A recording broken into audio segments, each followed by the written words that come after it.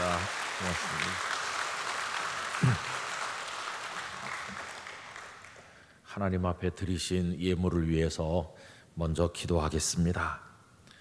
영광을 받으실 하나님 아버지, 감사와 찬송을 아버지께 올려드리옵나이다. 72년 전에 이곳에 속초중앙교회를 세우셨습니다. 6.25 전쟁으로 인한 고통이 극심할 때지만 하나님께서는 그 전란 속에도 복음의 씨앗을 이곳에 심으시고 고향을 잃고 내려오신 실향민들과 속초 지역의 주민들이 믿음의 고향으로 삼을 수 있는 터전을 허락해 주셨습니다. 지나간 세월 동안 주의 종들을 보내주시고 신실한 장로님, 권사님, 집사님들을 세워주셔서 오늘까지 눈물로 기도하며 헌신하는 가운데 속초 중앙교회를 우뚝 세워주시고 강원 동로에뿐만 아니라 속초 지역과 여러 곳에 특별히 지난번 산불로 인해 어려웠을 때 한국교회와 연결하며 소중한 사명을 감당하는 교회가 되게 하시고 미래를 내다보며 전진할 수 있도록 도와주신 하나님, 감사와 찬송을 올려드립니다. 하나님의 영원하신 계획과 뜻하신 가운데 강석훈 목사님을 이곳에 보내주셔서 12년이 지나고 있습니다. 아버지 하나님께서 주의 종에게 성령의 능력을 7배나 더하시고 말씀의 능력을 더하시되 마르지 않는 샘 같은 영감을 더하여 주셔서 성도들에게 진리의 말씀을 선포할 때 그 말씀이 혼과 영과 관절과 골수를 찔러 쪼개게 하시며 우둔한 영혼을 밝혀 지혜롭게 하며 하나님을 모르는 이들이 하나님을 알게 만드는 놀라운 말씀이 되게 하여 주시옵시고 그 말씀이 축복이 되어 성도들 심령과 가정과 삶에 임하게 하여 주시옵소서. 아버지 하나님, 속초중앙교회가 복음을 있는 그대로 증거하는 진리의 기둥과 터가 되어서 예수님 재림하시는 그날까지 사명을 감당하게 하여 주시옵소서. 아버지 하나님, 언제나 이 교회 성도들이 모여 예배할 때 하늘문을 열어주시기를 원하오며 하나님의 은혜와 복을 쏟아주시기를 간절히 원합니다. 약한 자는 강해지게 해주시기를 원합니다. 방황하는 사람들에게는 목적을 뚜렷이 허락해 주시기를 원합니다. 길이 없는 이에게는 뚫고 나갈 수 있는 도약의 능력과 힘을 더해 주시기를 원합니다. 마귀가 우리의 믿음을 빼앗아가지 못하도록 막아주시길 원하오며 나사렛 예수 그리스도 이름으로 마귀를 쫓아낼 수 있는 영권을 허락해 주시기를 원합니다. 성령이 임하시면 권능을 받는다고 했으니 속초중앙교회 성도들이 성령님의 권능으로 무장되게 하여 주시기를 원합니다. 모든 성도들이 믿음의 알곡이 되게 하여 주시옵시고 교적부에 이름이 올라있는 모든 사람이 다 생명책에 그 이름이 농명되게 하여 주시기를 원합니다. 매주일 예배할 때마다 하나님을 모르는 이들이 와서 등록하게 하여 주시옵시고 지혜와 계시의 영이신 성령께서 그분들의 마음에 역사하심으로 깨닫고 우리 함께 예수님을 믿는 역사가 이루어져 나가게 하여 주시옵시고 속초 지역에 예수님을 믿는 사람들이 점점 많아지게 하는데 속초중앙교회를 최전방에 세우셔서 크게 써주시기를 간절히 바라옵고 원합니다. 성도들에게 넓은 사랑과 이해심을 주셔서 이 지역 교회들이 연합하여 하나 되게 하는데 밑거름이 되게 하여 주시기를 원합니다.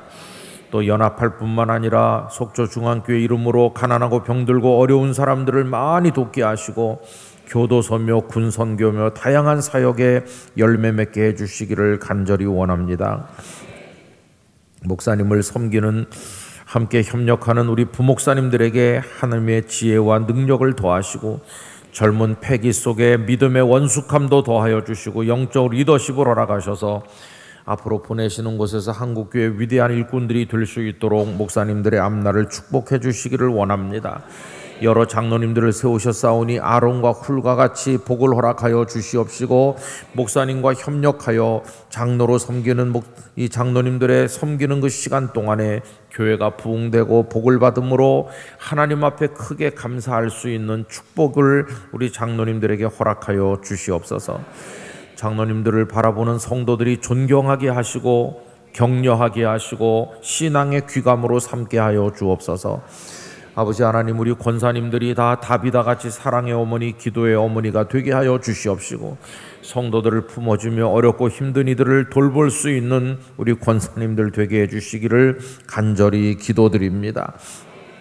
우리 집사님들은 다 스데반같이 빌립같이 성령과 지혜가 충만하게 하시고 말씀의 권세를 허락하여 주시고 모든 이들에게 칭송받는 신령한 집사님들이 되게 해주시기를 원합니다. 우리 집사님들의 헌신과 봉사를 통하여서 우리 속초중앙교회 사역들이 활발하게 이루어지며 세상에 나가서 열매 맺고 하나님의 축복을 받는 귀한 집사님들 되게 하여 주시옵소서. 아버지 하나님, 우리 젊은 청년들을 축복해 주시기를 원합니다. 직장의 문을 열어주시길 원합니다. 결혼의 문을 열어주시길 원합니다. 태의 문을 열어주시기를 원합니다. 믿음의 명문 가문들을 이루게 하여 주시기를 간절히 원합니다. 공부하는 대학생, 중고등학생, 초등학생, 모든 학업 과정에 있는 이들에게 지혜와 총명을 더하시고 솔로몬에게 주신 지혜뿐만 아니라 다니엘에게 주신 영감까지 허락하여 주시기를 간절히 원합니다. 그들이 가정의 보배요, 교회 기둥이요, 이 세상의 등불이 되게 해주시기를 간절히 원합니다. 위대한 목회자, 위대한 주의 종들이 속초중앙교회에서 많이 일어나게 하여 주시옵시고 우리 사회를 끌고 나가는 인물들이 배출되게 하여 주시기를 원합니다. 어린 영유아 아이들에게 축복하여 주시옵소서. 엄마의 품 안에서 성장하면서 예수님의 사랑을 배우게 하여 주시기로 나오며 무럭무럭 건강하게 자라도록 은혜를 주옵소서. 태중에 잉태된 생명이 있다면 때가 되었을 때 순산하게 하여 주시옵시고 아기가 복을 받게 하여 주시기를 간절히 원합니다. 연세가 많이 드신 어르신들이 계신 줄 압니다. 요양병원에 요양원에 계신 어른들을 축복하여 주시옵시고 그 몸으로 예배당에 나오지 못할지라도 사단이 그 믿음을 노략질하지 않도록 지켜주시옵시고 영안의 눈을 크게 뜨게 하여 주셔서 천국 소망을 가지고 있는 곳에서 주님께 기도하며 예배하며 승리하시도록 여생의 복을 주시기를 간절히 원합니다.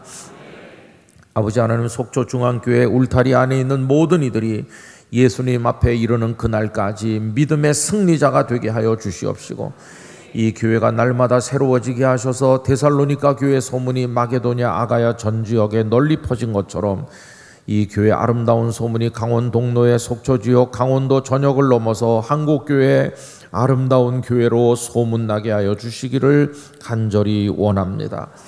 속초는 지방의 도시요 인구가 늘기 어려운 곳이고 여러 가지 지역적 핸디캡도 있겠지만은 그 모든 것들을 극복하고 하나님 주신 사명을 완수하는 아름다운 교회, 또 복된 성도들 되게 하여 주옵소서.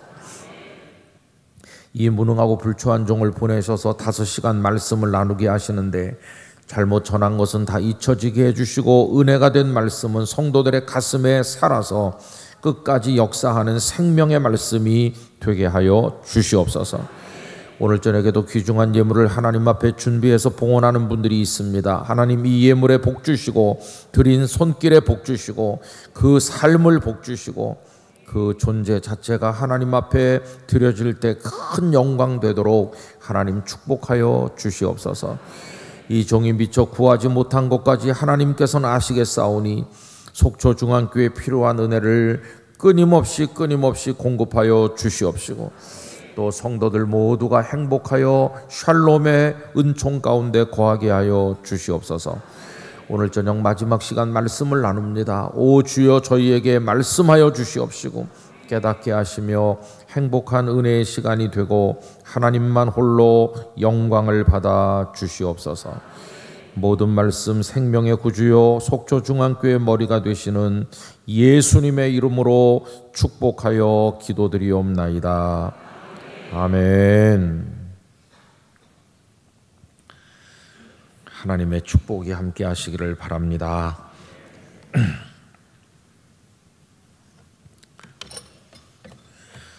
이번에 여러분들을 뵙게 돼서 반갑습니다. 이렇게 아름다운 교회가 속초에 있구나, 또 만나 뵙게 돼서 반갑고, 그냥 듣기 좋게 하는 말이 아니고요. 제가 여러 교회를 이렇게 가보는데 이렇게 따뜻하고 그 다음에 여러분들 표정이 밝으시고 천국에서 막 내려오신 분들 같이 어떤 교회는 군데군데 지옥에서 막 출장 나온 사람 같은 그런 이들이 얼굴에 내천자 그리고 앉아 있는 분도 그런 교회도 있거든요. 웃지도 않아요. 우선 잘 웃는 거는 그 마음이 열린 겁니다. 여러분들 율동도 잘하고 마지막에 축복하는 찬양할 때 보니까 God bless you 할 때 또 막 요렇게 하시는 여러분 복된 교회 다니는 거 굉장한 축복이에요. 그거 정말 성도가 누릴 굉장한 겁니다. 그래서 이걸 빼앗기시면 안 돼요. 잘 지켜나가시기를 바랍니다. 제가 이제 집회 마지막 시간에 이런 얘기를 많이 드리곤 하는데 교회가 어렵다고 누가 걱정해 주나요? 아무도 걱정 안 해줍니다.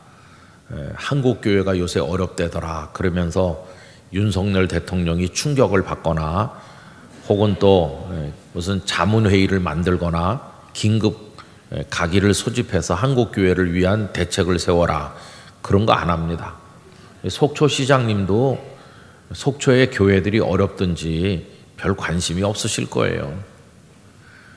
이웃에 사는 사람들도 별 관심이 없고 또 더군다나 우리 한국 교회를 코로나 때 얼마나 공격했습니까? 우리가 마치 코로나 바이러스를 배양해서 퍼뜨리기라도 한 것처럼 막 교회를 비난하고 뭐 굉장했잖아요. 이런 이제 공격을 받으면서 누구도 우리를 걱정해 주지 않아요. 그래서 여러분 교회는 우리가 사랑해야 됩니다. 우리가 사랑해야 되는 거예요. 지난번에도 말씀드린 것처럼 하나님 나라가 도래하면 이 교회는 더 이상 존재할 필요가 없기 때문에 없어질 겁니다. 천국에는 교회가 없어요. 그죠? 그러니까 교회는 이 땅에 사는 동안에 한시적으로 존재하는 건데 그래서 제가 교회 지상주의자가 되지는 말아야 된다고 말씀드렸는데 그럼에도 불구하고 우리가 살아있는 동안에는 교회를 생명같이 사랑해야 됩니다. 그 이유는 예배하는 곳이거든요. 하나님께 영광 돌리는 곳이고 여기 모여서 천국 생활을 연습하는데 사랑을 연습하는 곳이고 또 이 교회를 통해서 하나님은 이 세상에 복음이 전해지도록 하시는 거거든요. 그러니까 이 교회를 잘 지키는 게 너무도 중요합니다. 좋은 교회는 찾아다니는 게 아니고 눈물로 기도할 때 하나님이 은혜를 주시면 좋은 교회가 되는 것입니다. 그래서 좋은 교회 찾아서 여기저기 다닐 필요가 없어요. 속초는 도시가 뭐 이렇게 서로 잘 아시니까 이 교회 다니다 저 교회 다니고 그게 어려울 거예요. 아마 금방 좀 표시도 나고 좀 그렇겠죠. 근데 저 수도권 서울 같은 데 가면은 옮겨 다니는 사람이 너무나도 많아요. 마치 쇼핑 다니듯이 교회를 쇼핑하는 거예요. 오늘은 이 교회, 내일은 저 교회. 그러면서 뭐 이 목사님 이렇고 저 목사님 저렇다 이렇게 평가도 하고 요새는 또 유튜브 같은 데 보면은 막 설교 같은 게 쏟아져 나오잖아요. 근데 여러분 사실 유튜브에 좋은 메시지도 있지만은 분별력 없는 사람이 들으면 정말로 위험한 겁니다. 옳은지 그른지도 잘 모르면서 듣다 보면은 2단, 3단에 빠질 가능성이 많이 있어요. 그래서 하나님 말씀은 교회에서 들어야 됩니다.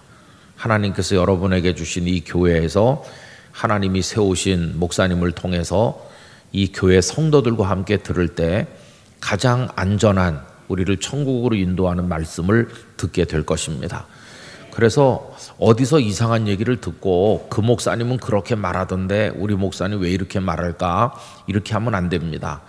그 떠도는 얘기들은 다 검증되지 않은 얘기가 많고 위험한 얘기가 많기 때문에 교회를 담임하는 목사님은 성도들을 사랑해서 기도하면서 준비한 말씀이니까 여러분들이 그 말씀을 꼭 귀담아 들으시기를 바랍니다. 근데 이제 성도들이 목사를 볼 때 마음에 안 들 수도 있습니다. 왜 그러냐 하면 목사가 뭐 완벽한 사람이기 때문에 목사가 된 게 아니거든요. 저는 오히려 저를 가만히 들여다보면서 왜 나 같은 사람 목사 되게 했을까 이렇게 생각해 봅니다. 여러분 성도들하고 목사를 비교해 보면요 이런 점이 있어요. 성도들은 주일날 나와서 하루 종일 봉사하시잖아요. 예배 드리고 봉사하시고 그러잖아요. 그리고 성도들은 월요일날 새벽까지 출근합니다. 근데 한국교회 목사님들은 주일날 설교했다고 월요일날은 목회자들이 쉬는 날로 인식되고 있어요. 물론 월요일날도 일이 많긴 하지만 그래도 월요일은 한국교회에서는 목사님들 쉬는 날이다. 그래서 어떤 교회 성도들은 월요일날은 목사님한테 전화도 안 해요. 오늘 목사님 쉬시는 날인데 이렇게 생각해요. 근데 제가 생각해 볼 때 목사는 월요일날 쉬는데 성도는 월요일도 안 쉬어요. 출근하니까. 그죠? 누가 더 잘 믿는 거겠습니까? 월요일날 쉬는 목사입니까? 월요일날도 안 쉬고 주일날도 봉사하는 성도입니까? 그 다음에 또 성도들은 예물을 갖다 바치면서 예수 믿고, 물론 목사도 헌금을 드리지만은 목사는 생활비를 교회가 주잖아요. 그래서 좀 이상한 말로 말하면 목사는 받으면서 믿고 성도들은 바치면서 믿으니까 하나님이 누굴 더 예뻐하시겠어요? 그러니까 여러분은 훨씬 예뻐하실 것 같아요. 그 다음에 제가 가만히 저를 볼 때, 야, 너 목사 안 됐으면 새벽 기도 나갔겠냐? 제가 만약에 목사가 아니라면 새벽 기도 안 나갔을 가능성이 아주 많아요. 근데 목사기 때문에 나가는 거예요. 목사니까. 하나님께서 너 목사 안 됐으면 새벽 기도 안 나왔겠지. 그리고 너 목사 안 됐으면 11조 꼬박꼬박 바쳤겠냐? 아마 떼먹었을지도 몰라요. 근데 목사기 때문에 안 바칠 수가 없어요. 왜냐하면 교회에서 드린 게 있으니까 다 알고 있거든요. 왜 안 바치지? 그래서 이제 저 같은 사람은요, 목사가 안 됐으면 이 교회도 잘 안 나가고 11조도 안 바치고 새벽 기도도 안 나올 게 뻔하니까 목사를 시킨 거예요. 어쩔 수 없이 나오게 만들고. 목사기 때문에 주일날 못 빠집니다. 그죠? 여러분들은 주일날 빠지는 분이 있는지 모르겠는데, 믿음이 좋아서 주일날 개근하는 게 아니고 설교를 해야 되니까 할 수 없이 개근하는 거예요. 말이 되는지 잘 모르겠지만 제가 옛날에 부목사 시절에 여전도사님이 주일 오후가 되면은 그날 결석한 성도들을 다 체크해요. 그래서 주중에 연락도 하고 신방도 가기 위해서, 뭐 이렇게 큰 교회가 아니니까 1시간 정도 체크하면은 누가 오늘 왜 안 나왔는지 다 나와요. 그래갖고 연락을 드리고 어디 아프신가, 뭐 어려운 일이 있나 이렇게 하는데, 전도사님이 그냥 쭉 이렇게 체크를 하다가 갑자기 혼잣말로 이렇게 하는 거예요. 참 이상하네. 단 한 번도 안 빠지던 박위근 씨가 요새 몇 주째 빠지네. 무슨 일이 있나? 이러는 거예요. 근데 여러분, 그 박위근 씨가 누구냐면 담임 목사님이거든요. 한 번도 안 빠지던 박위근 씨가 요새 몇 주째 왜 빠지지? 이렇게 전도사님이. 근데 그 박 목사님이 해외 가셨거든요. 해외 선교지 가신 거를 여전도사님이 깜빡하고, 이 박위근 씨가 생전 안 빠지는 사람인데 요새 계속 빠진다고 그래요. 여러분, 목사님들은 생전 안 빠지죠. 그래서 왜 목사를 시켰냐 하면은, 목사 안 시켰으면은 이게 신앙생활 못할 것 같은 사람만 골라가지고 이제 목사 시킨 거예요. 그러니까 목사라고 뭐 그렇게 완벽한 게 아니고 약점도 많잖아요. 거기다 또 성격이 좀 못된 목사도 있긴 있어요. 그러니까 성도들이 볼 때 저 목사는 성질도 더럽고 뭐 저렇게 하냐 그러면서 시험에 들 수도 있어요. 성도들이 목사에 대해서. 그래갖고 나는 저 목사가 설교하는 건 귀에 안 들어온다 그러면서 귀를 막는 수도 있어요. 그런 일이 많죠 뭐. 그래서 자신이 다니는 교회 목사님 설교에 은혜를 못 받고, 그래서 영혼이 이게 가난해지는 거예요. 이게 참 심각한 거죠. 그래가지고는 이제 유튜브나 이런 데서 다른 교회 목사님 설교를 듣는, 이거 참 문제입니다. 그죠? 그런 분들이 많이 있어요. 근데 제가 이제 드리고 싶은 말씀은, 목사님은 마음에 들지 않아도 설교는 잘 들어야 된다는 거예요.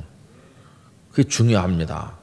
왜 그러냐 하면은 그 목사님을 여기 보내신 분이 주님이시고 그 목사님의 사명은 말씀을 전하는 거니까 내가 이 교회 교인인데, 성도인데 우리 교회 목사님을 통해서 내가 말씀의 은혜를 못 받으면 그게 얼마나 불행하겠어요. 그냥 어린애가 엄마가 해주는 밥을 안 먹는 거나 똑같은 거예요. 나 24시 편의점에 가서 삼각김밥 사 먹겠어, 그러는 거나 똑같은 거예요. 제가 한 2, 3년 전에 2년쯤 된 것 같으네요. 서울로에 소속된 장로님들이 몇백 명 세문안교회 예배당에서 수련회를 모였습니다. 그 저보고 자유 주제로 이제 편하게 하고 싶은 말을 한 2시간 가까이 하라고 그래요. 그래서 제가 서울로에 자부심이 강한 장로님들이 몇백 명 모였는데 무슨 얘기 할까 그러다가 좀 그분들 듣기 민망한 얘기를 했어요. 장로님들의 사명이 뭡니까? 장로님들의 사명이 뭐 교회 운영하는 겁니까? 그게 아니라고. 장로님들의 가장 큰 사명은 정말 예수님 닮은 목사님을 교회에 모셔오는 거라고. 장로님들이 나서서 정말 주님의 심성을 닮은 목사님을 모셔다 놓으면 목회는 그 목사님이 하는 거지 장로님들이 하시는 게 아니라고요. 좋은 목사님만 모셔다 놓으면 그 다음에 그 목사님이 기도하고 그 목사님이 알아서 설교하고 그 목사님이 성도들을 알아서 다 제자 훈련도 시키고 이렇게 하신다고. 그리고 장로님들은 그 목사님이 그렇게 잘 할 수 있도록 멍석만 깔아드리면 되는 겁니다. 그런데 요즘에 장로님들이 목사님을 모실 때 목사님을 모시는 게 아니라 사장님들이 회사 직원 뽑듯이 뽑는다, 뽑아. 그래가지고 이제 젊은 목사님들 후보자들 쭉 앉혀놓고 나이 많은 장로님들이 다리 꼬고 앉아가지고 무슨 신문 하듯이 물어본다. 당신 목회 목회 비전이 뭐요? 이러고. 그리고 우리 교회 목사가 된다면 어떤 목회를 하고 싶소? 이렇게 물어보는 거예요. 근데 그거 웃기는 겁니다. 왜 그러냐 하면은 그 장로님들은 그 교회에서 몇십 년 있었기 때문에 그 교회 성향이 어떤지, 성도들의 믿음의 수준이 어떤지, 성도들이 어떤 문제가 있는지를 다 아는 장로님들이고, 이 목사님은 한 번도 그 교회에 와본 적도 없잖아요. 그 교회에서 예배 한 번 드려본 적이 없잖아요. 그 교회 성도들의 성향이 어떤지 전혀 모르잖아요. 이 교회에 오면 어떤 목회를 할 건지 계획서를 내라 그러는데, 여러분 그 교회에 맞는 목회 계획서가 나오려면은 한 3년은 목회를 해봐야 돼요. 그 교회 와서 한 3년은 지내봐야 이 교회는 이렇구나 해야 그 다음에 뭔가 처방이 나오는 거죠. 의사도 환자가 문 열고 들어오자마자 바로 대고 그 얼굴에다 대고 무슨 암입니다 이럽니까? 안 그러거든요. 들어와서 앉으면은 인사하고 어디가 불편하냐고 찬찬히 물어보고, 그 다음에 또 이렇게 청진기도 예전에 다 대보시고 여러 가지 얘기를 들어본 다음에 필요한 검사도 하잖아요. 엑스레이, CT 뭐 다 해보고 이런저런 검사, 피 검사 뭐 다 해보고 나서 그 다음에 진단이 나오는 거잖아요. 어디가 안 좋으십니다 이렇게 하고, 그리고 나서야 이제 뭐 처방을 해서 뭐 수술을 하든지 하는 거지. 근데 우리 한국 교회는 그 교회 아직 한 번도 와보지도 않은 후보 목사님들을 앉혀놓고 우리 교회 목회 계획을 내라고 그러면 뭐 아는 게 있어야 계획이 나오죠. 그럼 그 목사님들이 내라고 하니까 내긴 내요. 내기는 뭐 A4 몇 장 써가지고 내는데 그 교회 현실과는 하나도 안 맞는 거예요. 그래서 설령 그 목사님이 부임해 와도 그게 제대로 시행이 안 돼요. 와서 보니까 전혀 그 상황이 다르거든요. 그러니 목사님이 냈던 목회 계획서는 휴지 조각이 되는 거고 이제 다시 시작하는. 근데 성도들은 이렇게 뭐라고 말하냐면 그 목회 계획서랑 다르지 않냐 이렇게 또 비난하는 거예요. 와서 보니까 전혀 아니니까 새로운 처방을 내린 건데, 마치 청진기도 대보기 전에 뭐 회스타를 드세요 이렇게 했는데 와서 보니까 배가 아픈 게 아니라 다른 데가 아프다. 그럼 약을 바꿔야 되는 건데 약 바꾼다고 비난하는 거나 똑같아요. 그래서 이번에 온 목사는 목회 계획서대로 안 한다 막 이러고, 하여튼 많은 문제가 생기는 거예요. 그러면 이제 마음이 돌아서잖아요. 그래가지고는 이제 장로님들이 목사님을 기도 많이 하면서 하나님 우리 교회 진짜 목자가 될 목사님을 보내주세요. 이렇게 눈물로 기도하고 그런 목사님이 계시면 정중하게 가서 모셔와야 되는 건데 그렇게 안 하고 뽑는 거예요. 여러 명의 후보자를 놓고 마치 회사 직원 뽑듯이 뽑아가지고 그럼 장로님들은 다 60이 넘어가는데 목사님은 이제 나이가 40살 조금 넘으면 세상 경험도 부족하고 여러 가지 부족하죠. 목회를 오래 한 분들은 관록이 쌓였겠지만 아직 담임 목회를 한 번도 안 한 분들은 실수도 많고 연약하잖아요. 그래갖고 목사님이 와가지고 이제 설교를 하는데 뭐 원숙하게 잘할 수가 있겠습니까? 원숙하고 잘하려면은 한 10년, 20년 지나야 되는 거지. 그때까지 기다려줘야 되는데 그걸 못 기다려요, 성도들은. 그러면서 뭐 이번에 뽑은 목사가 영 시원치 않네 그러는 거예요. 그러면서 장로님들부터가 이번에 우리가 잘못 뽑았어 이러면서 그 설교를 듣질 않아요. 그럼 여러분 어떤 문제가 생길까요? 그 목사님의 설교를 듣지 않으면 그 장로님의 영혼은 빼빼 말라가는 것입니다. 영양실조가 걸려서. 그리고 더 심각한 거는 집에 가잖아요. 그럼 이제 아들, 며느리, 사위, 딸 다 모여요. 모이면은 애들이 물어봐요. 아버지 이번에 오신 목사님은 어떻게 보세요? 아버지가 뽑으셨는데 어떠세요? 그러면은 실수해서 잘못 뽑은 것 같아. 영 형편없어. 이러면서 목사님을 이렇게 비난하고 좀 무시하는 듯이 얘기하면 그 장로님의 자녀들이 목사님을 존중하는 걸 배우겠어요? 우리 아버지 얘기 들어보니까 형편없다는. 그럼 그 자식들도 귀가 닫히는 거예요. 그 자식들도 목사님 설교를 열심히 들을 생각을 안 해요. 그러면 장로님의 영혼이 영양실조 걸려서 삐삐 말라가고 자식들의 영혼도 다 빼빼 말라가가지고 그 집안이 복을 못 받아요. 그 집안의 믿음의 대가 끊어집니다. 그렇게 2대 3대 내려가다 보면 교회도 안 나오게 되고 아버지가 장로인데 자식들은 교회도 안 나오는 그런 집안이 되고 마는 거예요. 무서운 거죠, 그거는. 그런데 아버님이 장로님이신데 이번에 오신 목사님 좀 젊어서 세상 경험은 없으시지만 정말 진실한 목사님이고 주님을 사랑하는 분이고 혼신의 힘을 다해서 설교를 하신다. 비록 젊은 분이 설교하지만 그 속에 진리가 있다. 나는 매주일 예배 때마다 감동받고 은혜 받는다. 이러면서 자녀들한테 너희들도 목사님 귀한 줄 알아라. 목사님 말씀 순종하고 그 말씀 잘 듣고 너희들이 믿음 안에 자라야 복을 받는다. 이렇게 집안에서부터 가르치면 자녀들도 목사님을 귀하게 여기고 그 말씀 잘 듣고 영혼이 살찌고 그래야 믿음의 명문 가문이 되는 거예요. 근데 여러분 이런 게 지금 한국교회에 많이 무너져 있어요. 저는 우리 속초중앙교회가 예수님 오시는 그날까지 아름다운 교회가 되려면 성도들이 목회자를 존중해 줘야 된다고 생각합니다. 우리 강 목사님과 우리 부목사님들을 존중히 여겨주시기를 바랍니다. 뭐 인간적으로 나보다 훌륭해서 존중하는 게 아니에요. 나보다 세상 경험도 못하기도 하고 다 미숙할 수도 있어요. 또 막말로 말해보면 장로님들은 막 명문대학 나오고 훌륭한 분도 많은데 목사님들은 중고등학교 때 공부를 못했을 수도 있어요. 그래가지고 뭐 간신히 목사 된 분들이 과거에도 많았어요. 지금도 많지만. 그러면 장로님들이 이렇게 공부도 못한 목사네 이렇게 생각할 수도 있어요. 근데 여러분 예수님께서 제자들을 부를 때 학벌이 좋아서 불렀나요? 베드로가 뭐 IQ가 좋아서 불렀나요? 그런 거 아닙니다. 없는 거는 주님이 채워주시는 거예요. 어리석은 자에겐 지혜를 주시는 것이고 무능한 자에겐 능력을 주시는 것이고 약한 자는 강하게 해서 쓰시는 거예요.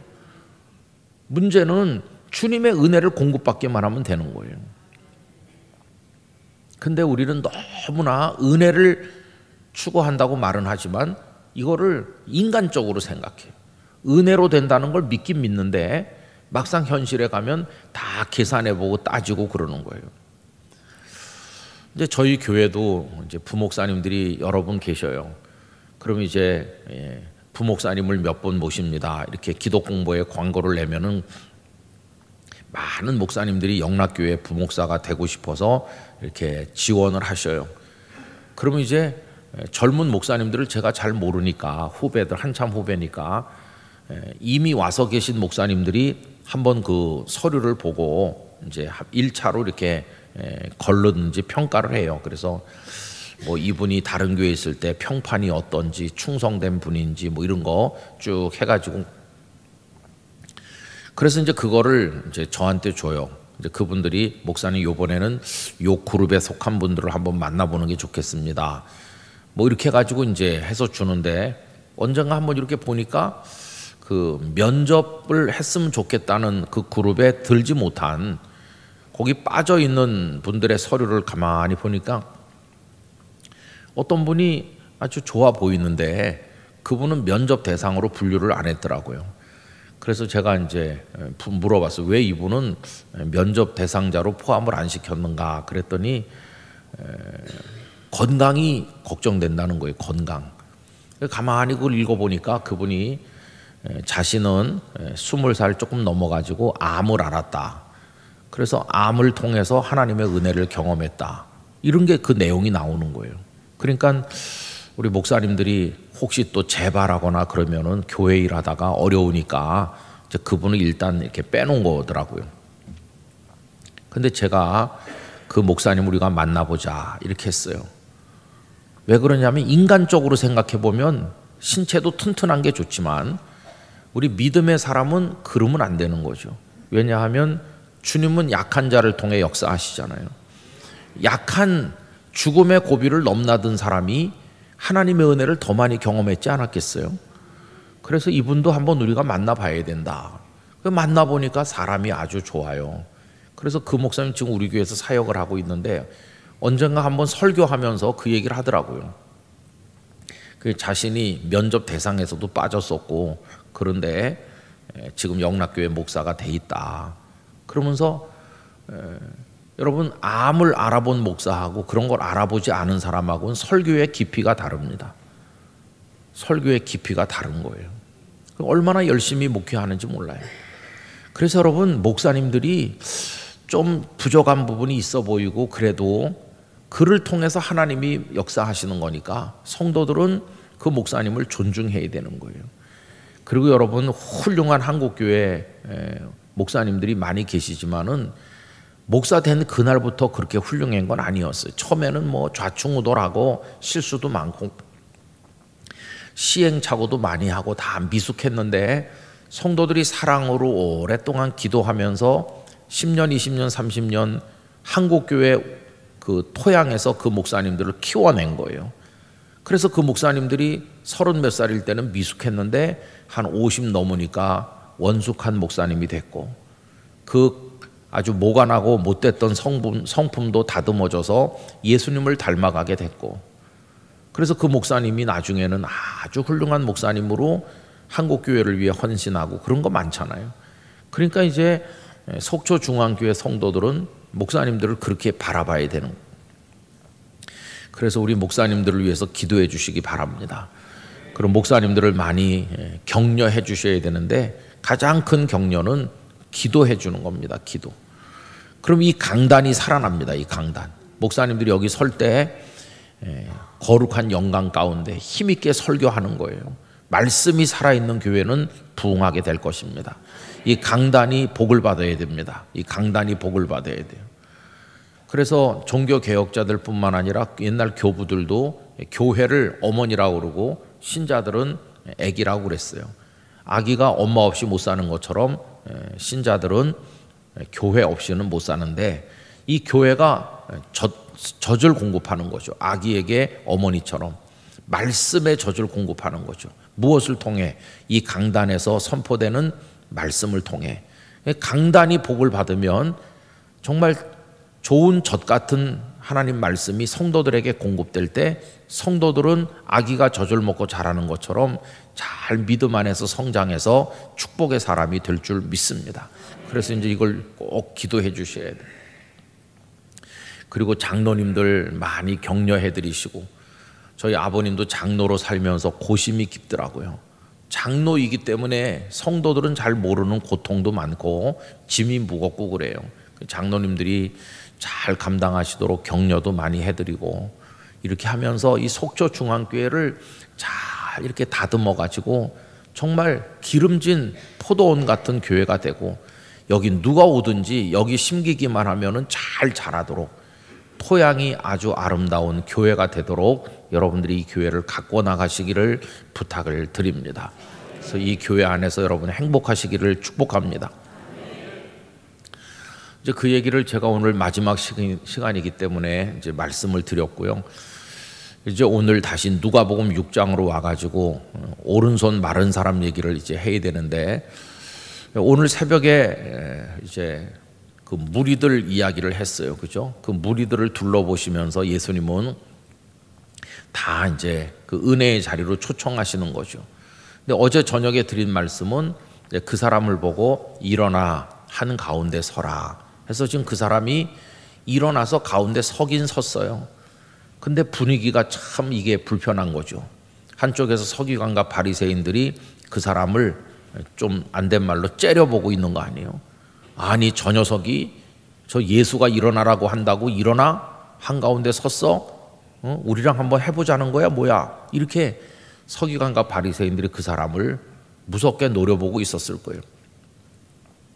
서기관과 바리새인들의 위세가 워낙 대단하기 때문에 이 사람은 그냥 겁에 질렸을지도 몰라요. 근데 하여튼 희망 없는 인생이니까 이렇게 살다 죽나 어떻게 살다 죽나 그냥 내가 마지막 희망을 저 예수님에게 한번 걸고 내가 할 수 있는 걸 한번 해보겠다. 지금 가운데 일어서 있는 거죠. 근데 이제 오늘 말씀에 예수님은 그에게 무리를 둘러보신 다음에 두 번째 말씀을 하셨는데 그게 뭐냐 하면 손을 내밀라는 거예요.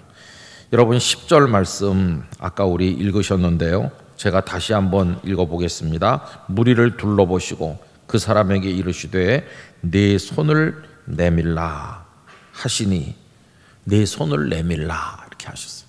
지금 이 손이 이게 말라붙어 가지고 안 움직이잖아. 이게 안 움직여요. 그런데 손이 바짝 말랐어요. 근육은 쓰지 않으면 마르는 거죠, 그죠? 그래서 이 뼈와 근육이 다 이렇게 앙상하게 돼 있고 쓰지 못한 지가 오래서 못 움직이는 거죠, 그죠? 우리 풍으로 쓰러지셨던 분들 보면 한쪽이 마비된 분들은 손을 이렇게 하고는 이게 되지가 않잖아요. 근데 예수님이 내밀라고 그래요. 그러면 이 사람이 생각했을 거예요. 이걸 어떻게 내밀어?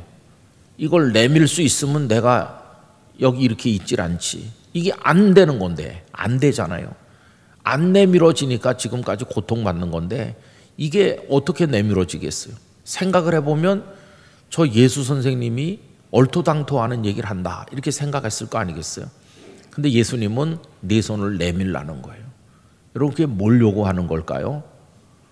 당신께서 말씀하시면 안 되던 것도 될 줄 믿습니다. 그러면서 이걸 시도해 보라는 거예요. 한번 내밀어 보는 거예요. 안 되는 거였는데 당신이 말씀하시니 내가 한번 믿음으로 한번 해보겠습니다. 그래갖고 내밀었더니 그 손이 어떻게 되었습니까? 회복되었다. 여러분 이때 이 사람에게 주님이 마지막으로 요구하신 것은 예수님에 대한 전적 신뢰를 요구하시는 거예요. 그래서 당신께서 말씀하시면 안 되는 것 같지만 내가 해보겠다는 거예요. 여러분 우리 생각에는 안 되는 것 같아도 주님 안에서는 되는 것입니다. 그게 예수님을 믿는 기쁨이에요. 그게 기적인 것이에요. 안 될 것 같은데 되는 거예요. 저는 목회하면서 안 될 것 같은데 되는 일을 참 많이 경험했어요. 제가 이제 그 부산의 교회 부임하니까 땅 100평에다가 예배당을 딱 이렇게 지어가지고 조그마한 예배당이 있었어요. 그러다 나중에 얘기를 들으니까 옆에 40평을 더 사가지고 조그마한 이렇게 건물을 하나 지어서 그게 이제 사택인 거예요. 관리 집사님도 살고 뭐 그 2층에는 여전도사님도 살고 이제 그런 교회였어요. 마당은 하나도 없고 마당이 없기 때문에 그냥 예배당 문 열고 나가면 길이고 차를 한 대도 댈 데가 없는 그런 조그만 교회였어요. 그러니까 성도들이 예배당이 좀 컸으면 하는 바람이 간절했던 것 같아요. 근데 뭐 계기가 없고 교회가 이제 힘이 없으니까 또 거기는 섬이기 때문에 선원들이 많이 사셨어요. 제가 가서 보니까 장기 둘 때 차포 떼고 둔다 그런 말처럼 남자 성도들이 교회 좀 많이 있어야 교회 일도 힘있게 할 텐데 건강한 남자들은 다 상선 어선에 나가 있는 거예요. 그리고 그 부인들이 많이 있더라고요. 근데 나가면은 그 다음에 처우가 많이 개선이 됐지만 그때는 원양 어선 저 포클랜드 같은 데 가면은 한 번 나가면 한 3년 있어야 집에 옵니다. 3년. 저는 원양 어선이 바다에 나갔다가 항구에 들어왔다 이렇게 계속 하는 줄 알았는데 그게 아니더라고요. 고기가 많이 잡히는 수역에 가서 계속 거기 떠 있는 거예요. 그럼 고기를 잡으면 이제 항구에서 거기까지 왔다 갔다 하는 운반선이 있어가지고 와가지고 고기를 받아가지고 가고 선원들은 계속 거기서 또 고기만 잡는 거예요. 그러니 출렁이는 그 배 위에서 원양어선은 크지 않습니다. 무슨 컨테이너선 같은 거는 축구장 몇 개의 넓이만큼 크지만은 원양어선은 배가 조그매요. 출렁거림이 심해요. 그래서 어떤 성도님이 출항한다고 그러면은 제가 배에 타가지고 그 선원들이 안 좋아하죠. 목사가 타는 거를. 그 사람들은 돼지 머리 놓고 뭐 이렇게 하는데 목사가 타서 이제 그 선원 방이 조그마한데 이렇게 침대가 있고 이렇게 혼자서 지내도록 돼 있어요. 거기 가서 기도해주고 거기 조금 앉아서 있다 나오면은 배가 출렁출렁하기 때문에 1시간만 있다 나와도 이게 별로 기분이 안 좋은 배라는 건 그런 거예요. 배는 바다 한복판에서만 위험한 게 아니라 부두에 대놓은 것도 위험합니다. 왜냐하면은 부두에서 배로 건너갈 때 널빤지 같은 거 타고 이렇게 가는데 거기 빠지는 수도 있어요. 선원들이 술을 좋아하시더라고요. 그래가지고 술 먹고 골로 건너가다가 배 밑으로 빠지면은 못 나옵니다. 배 밑창에 이렇게 몸이 떠오르면은 그래서 이제 사고 나는 것도 제가 여러 건 봤습니다. 근데 그렇게 해가지고 출항해갖고 나가잖아요. 그러면은 아내하고 애만 집에 있는 거예요. 그리고 이제 월급은 꼬박꼬박 나오는데 가끔 그 여인들이 정숙하지 못하면 돈 가지고 도망가는 여자도 있고 한 번은 부인은 믿음이 별로 없고 남편은 신실한데 배에 나가니까 출항하기 전에 아내하고 애를 데리고 교회로 왔어요. 그래 목사님 저 또 출항합니다. 아, 그러세요? 오랫동안 나가 계시겠네. 그랬더니 목사님 우리 아내 좀 맡아주세요. 그래서 남의 아내를 내가 어떻게 맡아? 그리고 어떤 사람은요 심지어 목사님 월급 봉투 좀 맡아주세요. 아내가 돈 관리를 잘 못한 아내가 이게 경제관념이 없어가지고 그래갖고 월급 들어오는 거 다 쓰면 나중에 집도 장만 못하고 그러면 곤란하잖아요. 몇 년 잘 모으면 집도 아파트도 사고 그래야 되는데 그런 부탁을 하는 사람도 있을 만큼 어려운 곳이에요. 이제 그렇게 이제 어려우니까 이분들이 뭐 교회를 뭐 짓는 게 힘들죠. 그런 상황에서. 근데 하여튼 목사가 새로 오니까 이제 그분들이 용기를 내서 목사님 우리가 전에부터 예배당을 하나 새로 짓고 싶었는데 이제 목사님 왔으니까 시작을 하죠. 근데 32살짜리 목사가 무슨 교회를 접었겠어요. 아무 경험도 없잖아요. 그래서 하여튼 여기저기 예배당 지르려면 어떻게 해야 되나 뭐 기도도 하고 이렇게 해가지고 그럼 우리 헌금부터 작정을 합시다. 돈이 하나도 없으니까. 그래서 헌금 작정을 하고 또 뭐 땅도 보러 다니는데 땅이 없어가지고요 몇 년을 헤매고 다녔어요. 땅이 없더라고요. 그래서 몇 평 원하십니까? 그러니까 성도들이 지금 140평이니까 그래도 한 뭐 500평은 돼야 되지 않겠냐고 그래요. 근데 제 마음속에 아유 500평 가지고 뭐 하겠나. 그래도 1000평은 있어야지. 그래가지고 기도를 우리 1000평 달라고 기도합시다. 그래서 주여 1000평 주여 1000평 이렇게 기도를 몇 년을 했는데 참 답답하게 땅이 없더라고요. 돈도 없지만 물론 1000평짜리 땅이 나타나도 큰일이에요. 사실은 돈도 없으니까. 그래가지고는 이제 몇 년을 기다리면서 성도들은 헌금을 조금씩 해갖고 그렇게 모으는데, 어느 날 이제 부동산 하는 집사님이 오시더니, 목사님 여기 땅이 하나 나왔는데 경매가 아니라 그 공장 그 창고 문을 닫으면서 나왔습니다. 몇 평인데요? 450평인데요. 그러니까 장로님들이 됐다고, 지금 있는 거에 3배도 넘는데 450평은 됐지 뭐, 그러면서 그 450평을 사자는 거예요. 제 마음에는 1000평이래야 되는데, 그럼 어떡하겠습니까? 땅이 없으니까. 450평을 모은 돈에다가 또 빚을 더 내가지고 그래서 샀어요.